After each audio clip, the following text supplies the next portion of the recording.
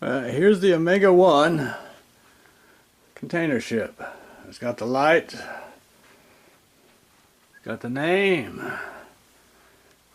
it's got air defense, red light, green light, white light in the middle. I'm trying to figure out that's why these newer container ships have the control in the middle, so they can put the light on top of the control to go with the requirements to have the light the highest point in the middle of the ship. And you got one light at the back of the ship. A lot of these ships, they have some kind of a dinky orange lifeboat thing hanging out there, and that's the way it is there. So it got a smokestack, no lights, engine in the smokestack.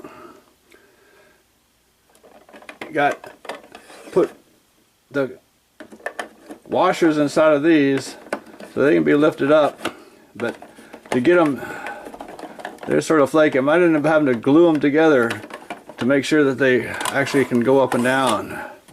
If you notice in here, this is 1, 2, 3, 4, 5, 6, 7, 8 oversized containers, versus here there's 9 regular sized containers. And here you have a floating container. Yeah. What happens here is these two containers are made by Concor, and they are physically larger than the other containers. You can see that.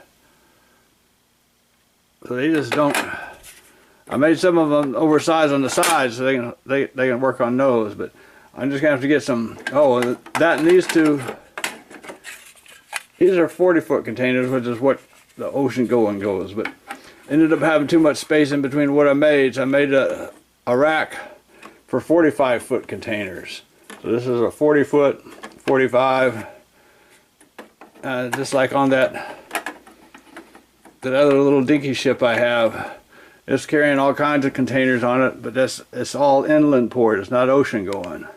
So then you have 2, 3, 4, 5 containers in here, 8 or 9 in those, 5 on the sides, 5 on the sides, 5 times 3, whole bunch of containers. Ends up being 34 45-foot containers going in here.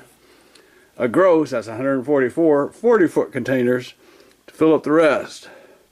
And that's just counting 2 of these as just one 40-foot container, because anyway, that's just the way they do it. So a whole bunch of containers I ain't got. Got the ship. Oh, this is what happens when you don't have your cardboard underneath. When you're cutting, you need tape on it to help catch the stuff. If you don't have the cardboard close enough, oh my, it starts eating the cardboard up and gluing the plastic to the cardboard and making big globs that are really hard to, you know, they're on there, they're glued back. Yeah. But anyway, so when you're cutting the styrene, you put your tape on it, at least on one side, put a piece of cardboard underneath it, and when you're supporting it, make sure your cardboard is supported up against the plastic real good, gripped up good, because oh, you can mess up stuff. Hard to fix, hard to fix. So this is the ship. The way it is, we got little people doing the controls, little pilot there on the side, and the little plump guy being the ship commander's dressed around in his underwear.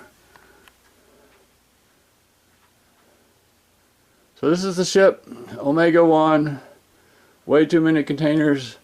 Someday maybe I'll get this thing set up so I'll have the container crane lifting up and down some containers, but that's sort of, yeah, it does it, but whatever. Anyway, there you go. This is the ship, lots of pieces of plastic and way too many containers to fill it. There you go. Goodbye.